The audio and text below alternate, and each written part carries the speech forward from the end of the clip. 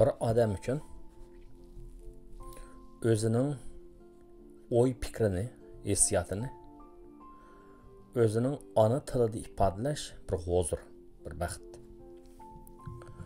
Tövəndə mən diqqətinizə bir neçə yıllar burun yazıb qaldırıb qoyduğum xatırlarımdan bir neçəni sunmaqçı. Bunun birincisi küz haqqidagi nasriy tuyg'ular va she'riy tuyg'ular. Oldi bilan diqqətinizə Sen rengareng degan she'rni sunaman. Sen rengareng. Rabbimiz yaratqanda insonlarni nechiga bo'lib tikan bir sabab bor. Ko'p xillik, rengarenglik, und uzluq. Shu sabab qiziqishning o'ti yanar. Avazın oxşamaydı hiç kişiге. Yasansang doğru almaz hiç mevcudat. Sözünge məs bolumen domulayman. Bağrında erkeleymen ey kainat. Yaprak bob tökülüsen göz bəslide. Yıqışlıq görünüsen közlerimge. Sen bolğaç kainat barı heslerimda. Rengareng başka dünya sen əslide.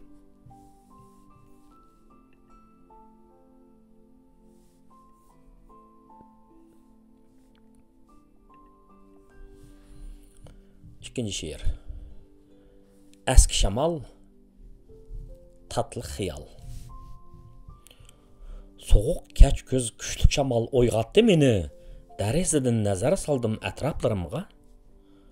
Tutuq hava, solğan yapraq sunğan dərəxlə, şəmşər bulub təqdir ohi dərmanlarımğa.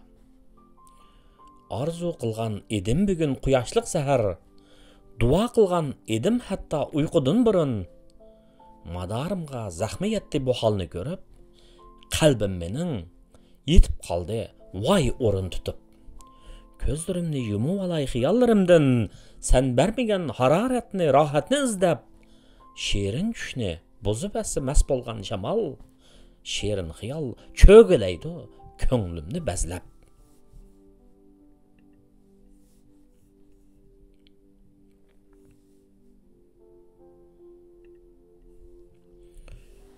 Üçüncü şiir. Küzgi sınış. Qeyravatımən də bəsrət çekivatıdı yapraqla. Bu aləmdən ayrılışi burnuğu pırap.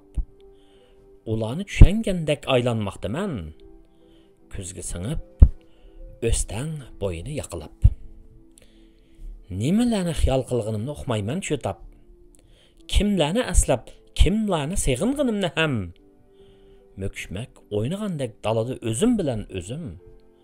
Tuyuqsız qoyman tulpar gibi yorgulap. 30 yaşlıq adamның ömür pəslini. Oxştudu bəzilə rəngdar göz pəslige. Goya oxşaş iki yapraq bolmagandek dünyada. Bu oxşutuş düşmeydi həmmə kişige. Sen ömür məzgilimni küzge oxşatsan meyli. Küzge singendek torğunum bilen tustaşlık qılıp, yaşap kelmekdi mən bahar hislerini qucaqlap.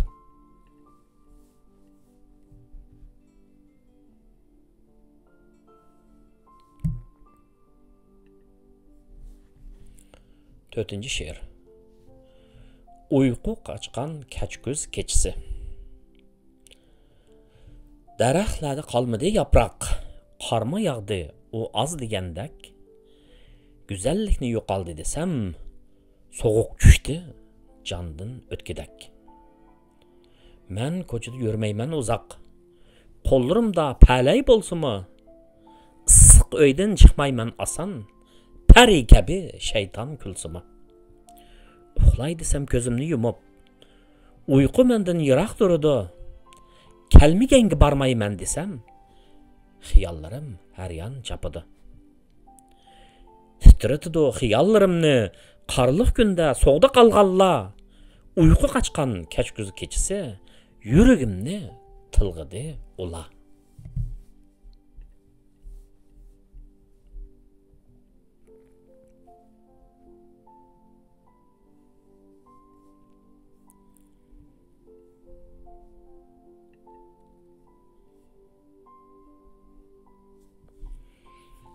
Beşinci şiir. Bovay. Ben bu şiirini bir intayin Xızır Süpət Uyğur Bovay'nınki foto suretini görgəndeki yazgan. Bovay Xızır Süpət gülüp durğan, çehringdin balqıgını aq köngüllük, turqundin əskə aldım çoğ dadamni, çünkü o idi taqva hem kүйümlük. Çıraylık yaşınıp sen, külkəngdə ot, yaşdırıp toğlığanla səzsin uni, bir pakiz yaşlığının izləri var, körgüm var, bək bilgim var menin seni. Bir qaysar sap yüreknin atısıysan, və ya ki bir güzelnin çoğdadısı, tumığın, tonun hem de qiyapıdın, qalbimdə xatır bop qep qalğısı. Mən səzdim simayındın, addi hayat, güzellik addilikte organiktir. Hayatın belki tolgan muşaqqatga, şundu mu közlerinden çaqnaptı nur. Sen çoqum janubdiki dehqon bovay, yaşagan ömrün boyu mömin bolup, saddılık, ah köngüllük, mehribanlık, vücudun ambiriga pavas tolup. Men sendek bovaylardan söyünümen, sizlersiz emas turimiz biz hech nima. Qaldırğan xısıltınla bizge ölge, 5 manta elip bergüm keldi sizge.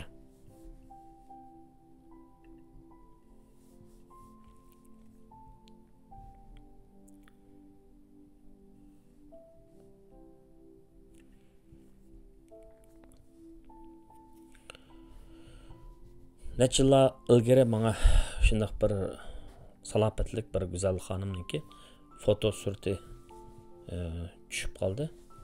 Man kep kaldı. Sürüştüsem bu mono naqşınınki tekstini yazgan Malik Ziyaudin hanım iken. Şu hanımga atap men yazgan ma yazmani. Sizni eslayman. Merhum Malik Ziyaudin hanım hatırısıga. Bulbulla sayrası gülşenler ara. Yanıtıp, naqşamda seni eslayman. Amrığım işqingda köygen gülün ben. Her tangda seğinip seni eslayman. Bu naqşini ilgiri nurg'un qitim anlaganman. Amma hech qachon bu naqshida aks etgan pak hissiyatga majnun bo'lib, cho'nqur muhabbatga qoyil bo'lib va shoiraning taqdiriga bugungidek echinmaganman. Merhum shoiraning ismi Malika Ziyoudin bo'lib, ayni chaqda fazilat, qobiliyat va go'zal ruxsar mujassamlangan sahib jamol ekan. Afsus. Madaniyat inqilobida quzg'unlarning ziyonkashligi bilan 27 yoshida hayotidan ayrilgan ekan. Farzimcha, bundaq kishilarga ziyonkashlik qilganlar cho'qim ularning atrofida yashaydiganlar. Ularni taniydiganlar, ularga hasad qiladigan iblislar. Ular shundaq bir quyun kelishi bilan o'zining abdi bashirsini oshkorlab, yovuzligini ifodalaydi. Biz bugungi kunda merhum Malika xonimga hurmat bildirish va bu istidodli insonni seg'inish bilan birlikda onunğa jinoyat qo'lini sungan ipbaslari rahatsizlik va do'zax tilashni unutib qolmasligimiz, go'zallik va muhabbatning hamon so'yilganligi, razillik va jinoyatning har xil shaklda tanavining tortilganligini ham eslatib turishimiz kerak. Siz söygen yigit çoqum şu davrning avangard palvini. Sizdek sahip jamal bir çüprendini söyüp kalmaydı. Siz üçün yığılayman. Sizning muhabbat gülçenleride sayrgalmagan yaşlıq bulbulunuz üçün hasrat çekimen. Sizning muhabbatingizga qanmagan yigit tağımız üçün qaygıraman.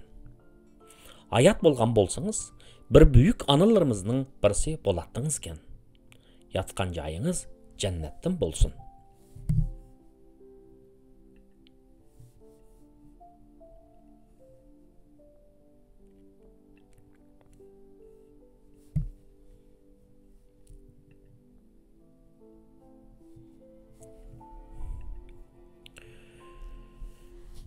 Boston'da baş küz. Yaz bilen qışның o'tirisini bağlap turadigan fasl küzdür. Her bir faslning ifodalaydigini vaqtli bo'lib qolmasdan u yana barliq mavjudotlarning o'zgarish jarayonidir. Fasllarga agishib odamlarning ruhida va jismida o'zgarish bo'ladi. Biz o'xshamagan fasllar ato qilgan o'zgarishlardan o'xshamagan his tuyg'ularga cho'kamiz. Jumladan Bostonning kuzlari menim ajoyib his hayajonga purkaydi.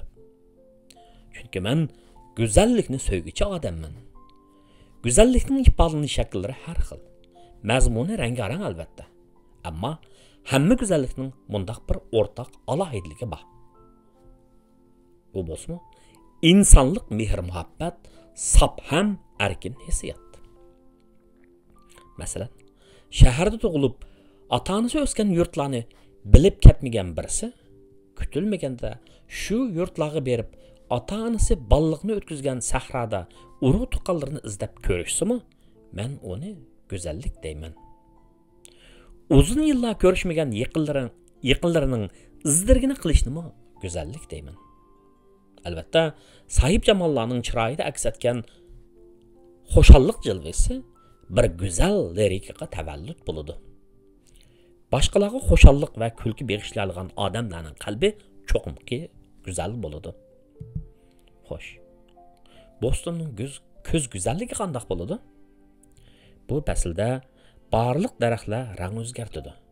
Yaratquchining qudratiga opirin. Bir daraxtda har xil ranglik yaproqlar. Xuddi odamning to'lgan chig'idak, mana bu daraxtlarning to'lgan chig'i. Az kundan keyin bu yaproqlar g'azonga aylanib ketdi. Afsus. Shunga deyman, tishingning bardi go'shavol, kuzning bu go'zal faslidan bahr elavol. Bostonning kuz faslida sahrolari ajoyib go'zal bo'lib ketadi. Nalardan kishilar bu go'zallikni ko'rish uchun sayohatga kelishadi. Rangaranglikka purkangan o'rmonlik ichidagi kichik yo'llarda minib qolsang,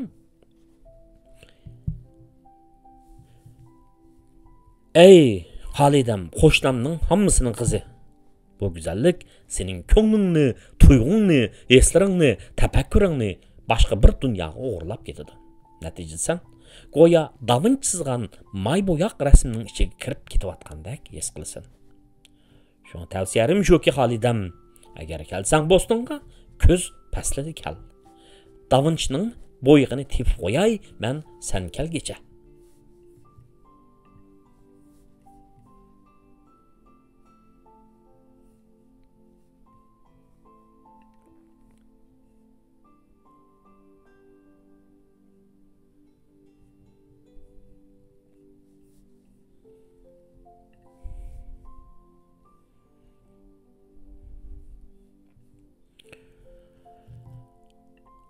Ahırda ibretlik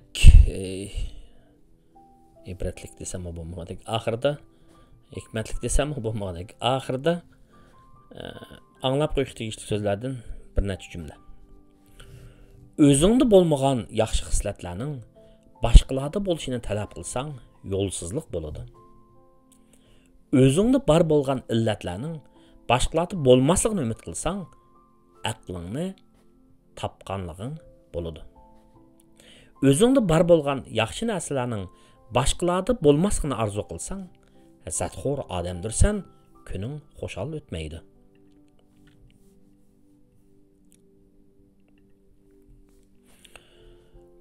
Boshqalarni uni qilmading, buni qilmading deb ayblashdan burun o'zingdan men nima qildim deb so'rab boq.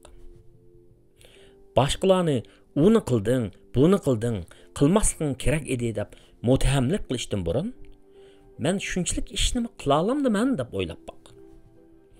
Agar sen bularni qila olmasang yoki binormal maxluqsan yoki hasadxo'r qavonsan, ish qilib normal emassan. Normal tafakkur insonga xosdir.